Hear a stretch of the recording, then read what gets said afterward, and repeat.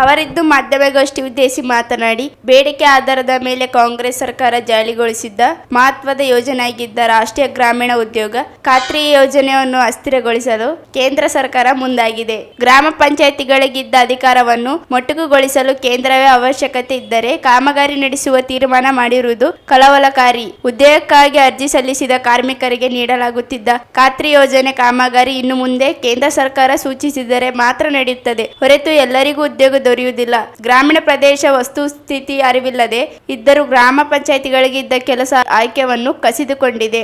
ಒಕ್ಕೂಟ ವ್ಯವಸ್ಥೆಯಲ್ಲಿ ಯಾವುದೇ ಯೋಜನೆ ಕಾಯ್ದೆ ರೂಪಿಸುವುದಾಗಿ ರಾಜ್ಯಗಳೊಂದಿಗೆ ಚರ್ಚಿಸದೆ, ಸಂಸದೀಯ ವ್ಯವಸ್ಥೆಯನ್ನು ರೂಪಿಸದೆ, ರಾತ್ರೋರಾತ್ರಿ ಯೋಜನೆ ಕಾಯ್ದೆ ರೂಪಿಸದೆ, ಯಾರೊಂದಿಗೂ ಚರ್ಚಿಸದೆ ಯೋಜನೆ ರೂಪಿಸುವ ತುರ್ತು ಏನಿದೆ ಎಂದು ಪ್ರಶ್ನಿಸಿದರು. ಮಹಾತ್ಮ ಗಾಂಧಿ ಹೆಸರನ್ನು ಸಹಿಸದೆ ಇರುವ ಕೇಂದ್ರ ಸರ್ಕಾರ ಸ್ವಾತಂತ್ರ್ಯ ಹೋರಾಟದಲ್ಲಿಯೂ ಭಾಗಿಯಾಗಿಲ್ಲ.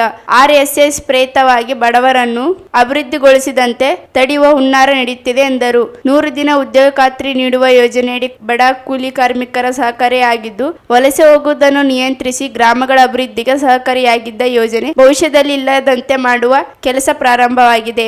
2014ರಲ್ಲಿ ಮಂಡನೆಯಾದ ಬಜೆಟ್ ಸಂದರ್ಭದಲ್ಲಿ ಉದ್ಯೋಗ ಖಾತ್ರಿ ಯೋಜನೆಯನ್ನು ಕತ್ತಲೆ ಯೋಜನೆ ಎಂದು ಟೀಕಿಸಿದ್ದ ಸರ್ಕಾರ ಉದ್ಯೋಗ ಖಾತ್ರಿ ಯೋಜನೆಯನ್ನು ಸಂಪೂರ್ಣ ನಾಶ ಮಾಡಲು ಹೊರಟಂತಿದೆ. ಕೇಂದ್ರ ಮತ್ತು ರಾಜ್ಯ ಸರ್ಕಾರಗಳ ಯೋಜನೆ ನಿರೂಪಿಸಿದಾಗಿ 100% ಅನುದಾನ ಕೇಂದ್ರವೇ ನೀಡುತ್ತಿತ್ತು. ಆದರೆ ರಾಜ್ಯಗಳು ಇನ್ನು ಮುಂದೆ 40% ಅನುದಾನ ನೀಡಲು ಕಾಯ್ದೆ ರೂಪಿಸಿದೆ. ಇಷ್ಟೊಂದು ಮೊತ್ತದ ಹಣ ರಾಜ್ಯಗಳು ನಿರ್ವಹಿಸಲು ಸಾಧ್ಯವೇ ಎಂದು ಪ್ರಶ್ನಿಸಿದರು. ಕನಿಷ್ಠ ಕೂಲಿಯೂ ಇಲ್ಲದೆ ಕೆಲಸವೂ ಇಲ್ಲದಂತಾಗಿರುವುದನ್ನು ಕಾಂಗ್ರೆಸ್ ಬದಲಾಗಿ ವಿರೋಧಿಸುತ್ತದೆ. ದೇಶಾದ್ಯಂತ VBG ರಾಮ್ಜಿ ಕಾಯ್ದೆ ವಿರೋಧಿ ಆಂದೋಲನ ನಡೆಸಲಾಗುತ್ತಿದೆ. ಜನರು ಕೇಂದ್ರ ನಿರ್ಧಾರ ವಿರುದ್ಧ ಹೋರಾಟಕ್ಕೆ ಮುಂದಾಗಬೇಕಿದೆ ಎಂದರು. ಅದರಲ್ಲಿ ಎಲ್ಲಾ ಪಕ್ಷದವರಿದ್ರು, ಯಾವುದರ ವಿರೋಧ ಮಾಡಲಿಲ್ಲ.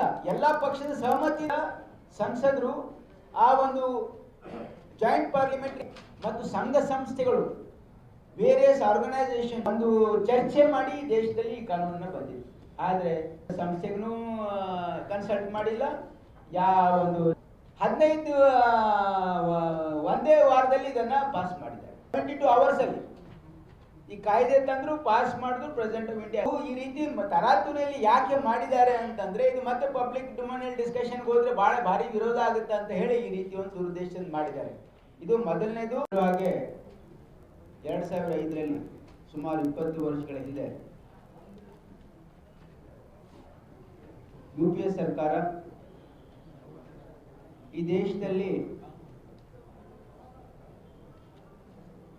ಬಡವರಿಗೆ, ಕೂಲಿ ಕಾರ್ಮಿಕರಿಗೆ ಮತ್ತು ಗ್ರಾಮೀಣ ಪ್ರದೇಶದಲ್ಲಿರ್ತಕ್ಕಂಥ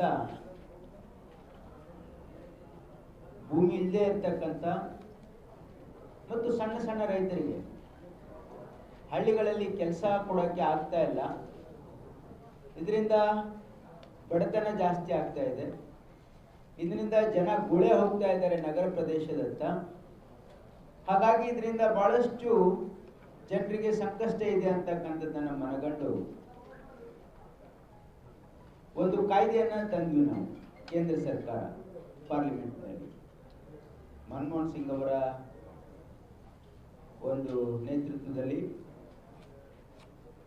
ಈ ಒಂದು ಕಾಯ್ದೆಯ ಉದ್ದೇಶ ಏನಿತ್ತು ಅಂತಂದ್ರೆ, ಗ್ರಾಮೀಣ ಪ್ರದೇಶದಲ್ಲಿ ಬಡವರಿಗೆ, ಭೂಮಿ ಇಲ್ಲದೆ ಇರ್ತಕ್ಕಂಥವ್ರಿಗೆ, ಸಣ್ಣ ಸಣ್ಣ ರೈತರಿಗೆ ಸ್ವಾಭಿಮಾನದಿಂದ ಬದುಕಲಿಕ್ಕೆ ಒಂದು ಅವಕಾಶ ಮಾಡಿಕೊಡ್ಬೇಕು ಮತ್ತು ಪಟ್ಟಣದತ್ತ ಹೋಗ್ತಕ್ಕಂಥದ್ದಕ್ಕೆ ಅದನ್ನ ತಡೆ ಹಿಡಿಬೇಕು ಮತ್ತು ಅವರಿಗೆ ಒಂದು ಸರಿಯಾಗಿರ್ತಕ್ಕಂಥ ಒಂದು ಕೂಲಿ ಕೊಡಬೇಕು ಅಂತಕ್ಕಂಥ ಒಂದು ಸದುದ್ದೇಶ ಇತ್ತು. ಈ ಉದ್ದೇಶದಿಂದ ಇಡೀ ದೇಶದಲ್ಲಿ ಈ ಕಾನೂನನ್ನು ತಂದು ಕೆಲಸ ಮಾಡ್ತಕ್ಕಂಥ ಹಕ್ಕು, ಇದು ಬಹಳ ಮುಖ್ಯ. ಏನು ಅಂತಂದ್ರೆ ರೈಟ್ ಟು ವರ್ಕ್, ಇದನ್ನ ನಮ್ಮ ಡೈರೆಕ್ಟಿವ್ ಪ್ರಿನ್ಸಿಪಲ್ಸ್ ಅಲ್ಲಿ ರೈಟ್ ಟು ವರ್ಕ್ ಇದೆ. ಆ ರೈಟ್ ಟು ವರ್ಕ್ ಅನ್ನ ಎನ್ಫೋರ್ಸ್ ಮಾಡಬೇಕು, ಜನರಲ್ಲಿ ಆ ಒಂದು ಅವಕಾಶ ಕೊಡಬೇಕು ಅಂತಕ್ಕಂಥದ್ದೇ ಒಂದು ಉದ್ದೇಶ ಆಗಿತ್ತು. ಆ ಒಂದು ಕಾಯ್ದೆಯಲ್ಲಿ ಒಂದು ಬಹಳ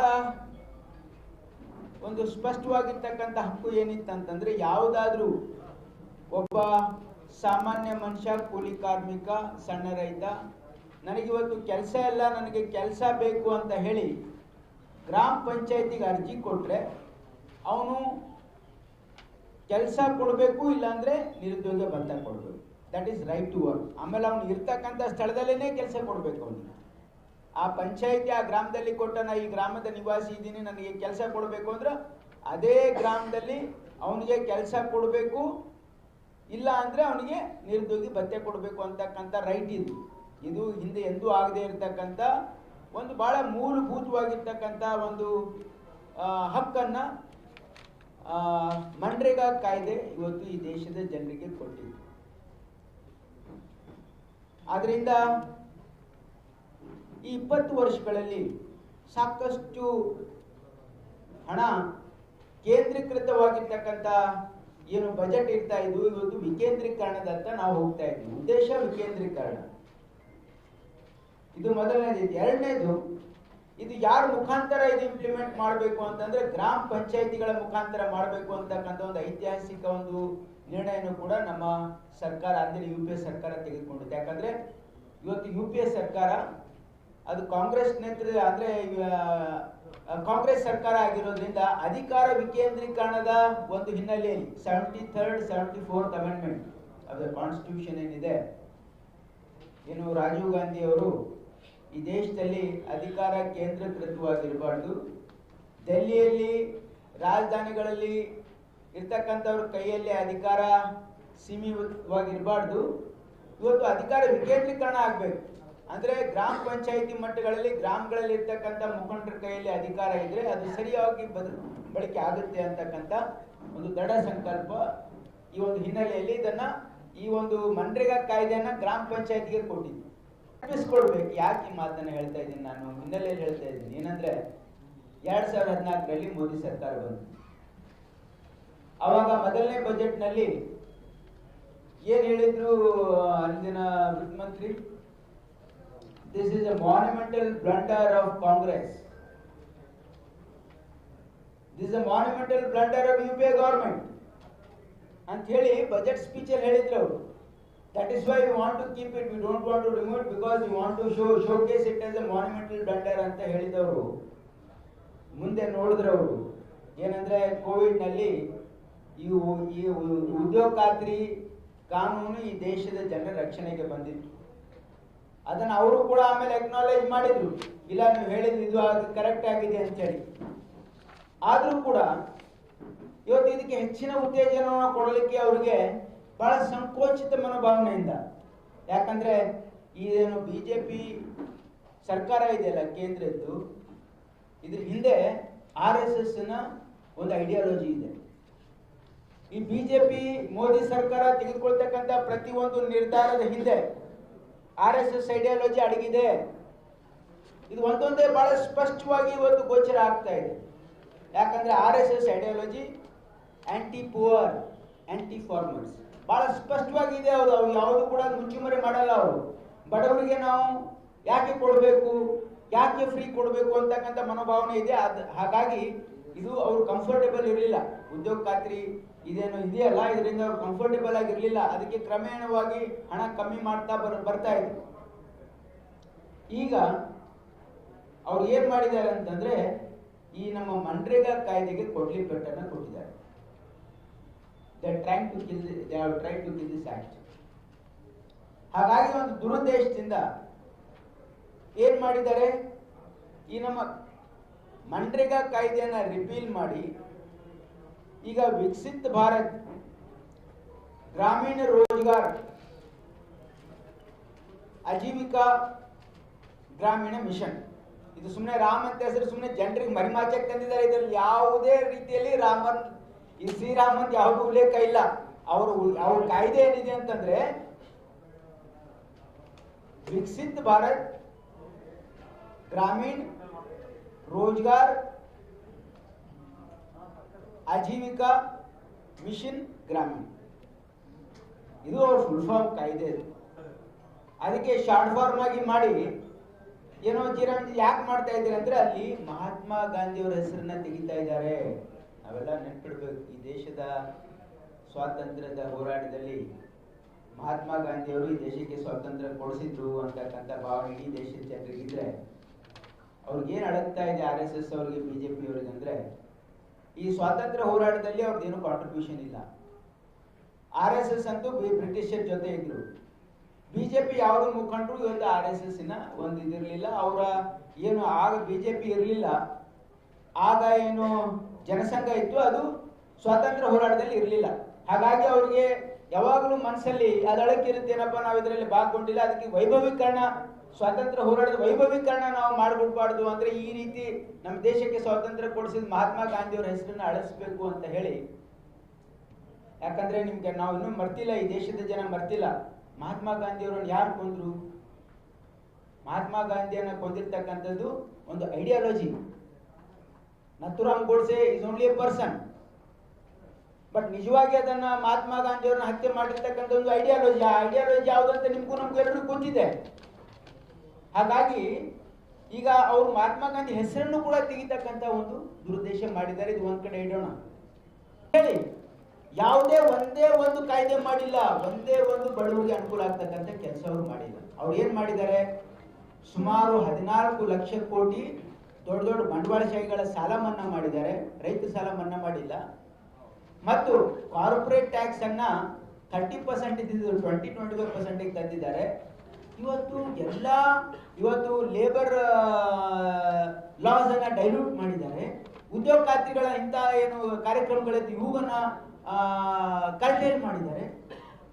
ಈ ರೀತಿ ಅವರ ಅಲೋಕೇಶನ್ ಹೆಲ್ತ್ ಎಜುಕೇಶನ್ಗೆ ಕಮ್ಮಿ ಆಗ್ತಾ ಹೋಗ್ತಾ ಇದೆ. ಹಾಗಾಗಿ ಇವತ್ತು ಏನು ಈ ಒಂದು ಕಾಯ್ದೆ ಇದೆಯಲ್ಲ, ಇದು ಜನವಿರೋಧಿ ಕಾಯ್ದೆ ಇದೆ. ಇದರ ವಿರುದ್ಧ ಕರ್ನಾಟಕ ರಾಜ್ಯ ಇವತ್ತು ನಾವು ಇಡೀ ಕಾಂಗ್ರೆಸ್ ಪಕ್ಷ ದೇಶಾದ್ಯಂತ ಇದರ ವಿರುದ್ಧ ನಾವು ಹೋರಾಟ ಮಾಡ್ತಾ ಇದ್ದೀವಿ. ಸರ್, ಈ ಮೊದಲು ಅವ್ರು ಏನ್ ಹೇಳ್ತಾರೆ ಅಂದ್ರೆ, ಅವರೇನು ಕೇಂದ್ರ ಸಚಿವರು ಹೇಳಿದ್ದಾರೆ ಇದು ಭ್ರಷ್ಟಾಚಾರಕ್ಕೆ ಅನುವು ಆಗ್ತಾ ಇತ್ತು ಅಂದ್ರೆ ಮತ್ತೆ ನೀವು ಮಲಗಿದ್ರ ನೋಡಿ. ಈ ದೇಶದ ಬಡವರು ಭ್ರಷ್ಟಾಚಾರ ಎಲ್ಲೋ ಒಂದ್ ಕಡೆ ಆಗಿರ್ಬೇಕು. ನಮ್ಮ ಹತ್ರ ದೇವದುರ್ಗದಾಗ ಆಗಿತ್ತು, ಎಲ್ಲ ಕಡೆ ಭ್ರಷ್ಟಾಚಾರನೇ ಆಗಿದ್ಯಾ? ಇದರಲ್ಲಿ ಅವ್ರು ಅರ್ಥ ಮಾಡ್ಕೊಳ್ಳೋ 80% ನೇರವಾಗಿ ಅವರ ಕೂಲಿ ಕಾರ್ಮಿಕರಿಗೆ ಅಕೌಂಟಿಗೆ ಹೋಗಿದೆ ಹಣ. ಅಂದ್ರೆ ಈ ದೇಶದ ಯಾರು ದುಡಿತಕ್ಕಂಥ ಜನ, ಕೂಲಿಕಾರರು ಯಾರು ಅವ್ರು ಬೆವರು ಸುರಿಸಿ ಬಿಸಿಲಲ್ಲಿ ಕೆಲಸ ಮಾಡಿದರೆ ಅವ್ರಿಗೆ ಅಪಮಾನ ಮಾಡ್ತಾ ಇದೆ ಕೇಂದ್ರ ಸರ್ಕಾರ. ಈ ಒಂದು ಅವ್ರದ್ದೇನು ಘೋಷಣೆ ಇದೆಯಲ್ಲ, ಇದು ಭ್ರಷ್ಟಾಚಾರ ಮಾಡ್ತಾ ಇದ್ದಾರೆ ಅಂತ ಹೇಳಿ. ಇದು ಈ ದೇಶದ ಕೂಲಿ ಕಾರ್ಮಿಕ ಮಾಡಿರ್ತಕ್ಕಂಥ ಬಹಳ ದೊಡ್ಡ ಅಪಮಾನ ಅಂತಕ್ಕಂಥ ನನ್ನ ಭಾವನೆ. ಯಾಕಂದ್ರೆ 85 to 90% ಹಣ ಯಾರ ಅಕೌಂಟಿಗೆ ಹೋಗಿದೆ? ಕೂಲಿಕಾರರ ಅಕೌಂಟಿಗೆ ಹೋಗಿದೆ. ಸರಿ, ಈಗ ನೀವು ಹೇಳೋ ಪ್ರಕಾರ ಸರಿ, ಈಗ ಪ್ರತಿ ಹಳ್ಳಿಯಲ್ಲಿ ಭ್ರಷ್ಟಾಚಾರ ಆಗಿದೆ ಅಂತ ನೋಡಿ ಅಗ್ರಿ. ಸರ್, ಇದ್ರ ಬಗ್ಗೆ ನೀವು ಇದ್ರ ಬಗ್ಗೆ ನಾನು ಹೇಳ್ತೀನಿ, ಸಭೆ ಮಾಡಿದ್ದೀನಿ. ಅದು ಎಲ್ಲಿ ಗೊತ್ತಾ, ಕೆಲವೊಂದು ನಾನೇ ಎನ್ಕ್ವೈರಿ ಮಾಡಿಸಿದ್ದು ಫಸ್ಟ್. ಇದು ನಾನು ಇಲ್ಲಿ ಸಚಿವನಾದಾಗ, ಇಲ್ಲಿ ಇನ್ಚಾರ್ಜ್ ಮಿನಿಸ್ಟರ್ ಆದಾಗ ದೇವದುರ್ಗದಲ್ಲಿ ಆಗಿದೆ ಅಂತ ನಾನೇ ಎನ್ಕ್ವೈರಿ ಮಾಡಿಸಿದ್ದು, ಅದನ್ನ ಹೊರಗೆ ಬೆಳಕಿಗೆ ತಂದಿದ್ದು. ಆದ್ರೆ ಎಲ್ಲಾ ಕಡೆ ಸರ್ವೇ ಸಾಧಾರಣ ಭ್ರಷ್ಟಾಚಾರ ಆಗಿದೆ ಅಂತ ನಾನು ಒಪ್ಪಲ್ಲ. ಕೆಲವು ಕಡೆ ಮಿಸ್ಯೂಸ್ ಆಗಿರ್ಬೋದು, ಆದ್ರೆ that is not the reason. Entire ಕಂಟ್ರಿಯಲ್ಲಿ 12 ಕೋಟಿ ಕೂಲಿ ಕಾರ್ಮಿಕರು ಇದ್ದಾರೆ. ಯಾರಿದ್ದಾರೆ ಇವರು ಕೂಲಿ ಕಾರ್ಮಿಕರು? Who are these people? You should understand, this act was brought for whom? This act was bought for landless laborers or very small and marginal farmers with 1 or 2 acres of land who cannot survive. ಅವ್ರಿಗೋಸ್ಕರ ತಂದಿರ್ತಕ್ಕಂಥದ್ದು ಇದು. 12 ಕೋಟಿ ಜನ. ಅದರಲ್ಲಿ ನೀವು ಭ್ರಷ್ಟಾಚಾರ ಆಗಿದೆ ಅಂದ್ರೆ ಈ ದೇಶದಲ್ಲಿ ದೊಡ್ಡ ದೊಡ್ಡ ಏನು ಬಂಡವಾಳಶಾಹಿಗಳು ಏನು ಮಾಡ್ತಾ ಇದ್ದಾರೆ, ಈ ದೇಶದಲ್ಲಿ ಏನ್ ನಡೀತಾ ಇದೆ ಅಂತ ನೋಡೋದ್ ಬಿಟ್ಟು 12 ಕೋಟಿ ಕೂಲಿ ಕಾರ್ಮಿಕರಿಗೆ ಸ್ವಾಭಿಮಾನದ ಬದುಕು, 75 ವರ್ಷ ಸ್ವಾತಂತ್ರ್ಯ ಆದ್ಮೇಲೆ ಅವ್ರಿಗೊಂದು ಸ್ವಾತಂತ್ರ್ಯದ ಬದುಕು ಕೊಡ್ತಕ್ಕಂಥ ಪ್ರಯತ್ನ ಮಾಡ್ತಾ ಇದ್ರೆ ನೀವು ಅದ್ರಲ್ಲಿ ಭ್ರಷ್ಟಾಚಾರ ಆಗ್ತಾ ಇದೆ ಅಂತ ಹೇಳ್ತಾರೆ. ನಾಚಿಕೆ ಆಗ್ಬೇಕು ನಿಮಗೆ. ಬಿಜೆಪಿಯ ಮಂತ್ರಿಗೆ ನಾಚಿಕೆ ಆಗ್ಬೇಕು. Not public servant. ತೆಗೆದು ಆ ರಾಮ್ ಹೆಸರೇ ಇಲ್ಲ ಅದ್ರಲ್ಲಿ. ಎಲ್ಲಿದೆ ಹೇಳಿ ರಾಮ್ ಹೆಸರು? ನೋಡಿ ಅವ್ರ ಕಾರ್ಯಕ್ರಮ ಓದಿ ನೀವು ಏನಿದೆ ಅವ್ರದ್ದು. ನಾವು ಮಾಡ್ಕೊಂಡಿಲ್ಲ. ಅವರು ಕಾಯ್ದೆಯಲ್ಲಿ ಏನಾಗಿದೆ, ಇದು ನಾವು ಮಾಡಿದಲ್ಲ, ಕಾಯ್ದೆಯಲ್ಲಿ ಏನಿದೆ ನೋಡಿ. ಅವ್ರೇನ್ ನೋಟಿಫಿಕೇಶನ್ ಏನಿದೆಯಲ್ಲ, ಆ ನೋಟಿಫಿಕೇಶನ್ ಅಲ್ಲಿ ಏನಿದೆ ನೋಡಿ. ಆ ನೋಟಿಫಿಕೇಶನ್ ಎಲ್ಲಿದೆ ಅಂದ್ರೆ ವಿಕಸಿತ ಭಾರತ್ ಗ್ರಾಮೀಣ ರೋಜ್ಗಾರ್ ಆಜೀವಿಕಾ ಗ್ರಾಮೀಣ ಮಿಷನ್ ಗ್ರಾಮೀಣ. ಇದು ಎಲ್ಲಿ ಬಂತಪ್ಪ? ರಾಮ್ ಎಲ್ಲಿದೆ ಇದರಲ್ಲಿ? ರಾಮು ಇಲ್ಲ, ಭೀಮು ಇಲ್ಲ. ಸುಮ್ಮನೆ ಜನರಿಗೆ ನಾವು ಹೇಳ್ತಾ ಇಲ್ಲ, ಅವ್ರು ಹೇಳಿರೋದು ಇದು. ನಾವ್ ಹೇಳ್ತಾ ಇಲ್ಲ, ನೋಡಿ ನಾ ಹೇಳ್ತಾ ಇದ್ದೀನಿ, ನಮ್ಗೆ ರಾಮರ ಹೆಸರು ನಮ್ಗೆ ಇದು ಶ್ರೀರಾಮಚಂದ್ರನೂ ಅಲ್ಲ, ಇದು ದಶರಥ ರಾಮನೂ ಅಲ್ಲ, ಇದು ಕೌಶಲ್ಯ ರಾಮನೂ ಅಲ್ಲ, ಸೀತಾರಾಮೂ ಅಲ್ಲ. ಈ ಕೇಳಿ ಯಾರಾಮ, ಇದು ಯಾರಾಮ ಅಂದ್ರೆ ನತ್ತುರಾಮ್ ಗೋಡ್ಸೆ ಹೆಸರು ಇದು. ನೋಡಿ, ಸೋಷಿಯಲ್ ಆಡಿಟ್ ಅಲ್ಲಿ ಎಲ್ಲೆಲ್ಲಿ ಏನೇನಾಗಿದೆ ಅಂತಕ್ಕಂಥದ್ದು, ಎಲ್ಲೆಲ್ಲಿ ತಪ್ಪಾಗಿದೆ ಅದನ್ನು ಸರಿಪಡಿಸ್ತಕ್ಕಂಥ ಎಲ್ಲ ಸರ್ಕಾರ, ನಮ್ಮ ಸರ್ಕಾರ ಇರ್ಬೋದು, ಅವ್ರ ಸರ್ಕಾರ ಮಾಡ್ಬೋದು. ದಟ್ ಇಸ್ ಈಗ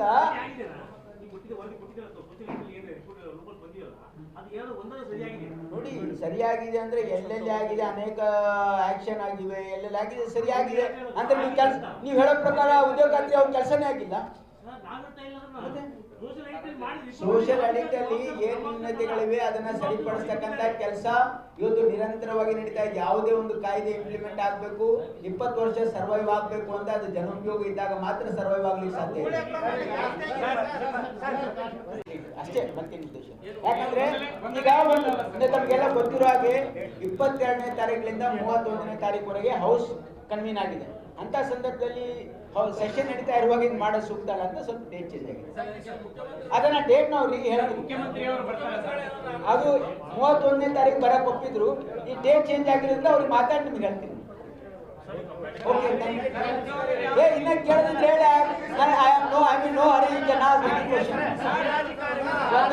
ಅವ್ರಿಗೆ ಅವಕಾಶ ಕೊಡಿ.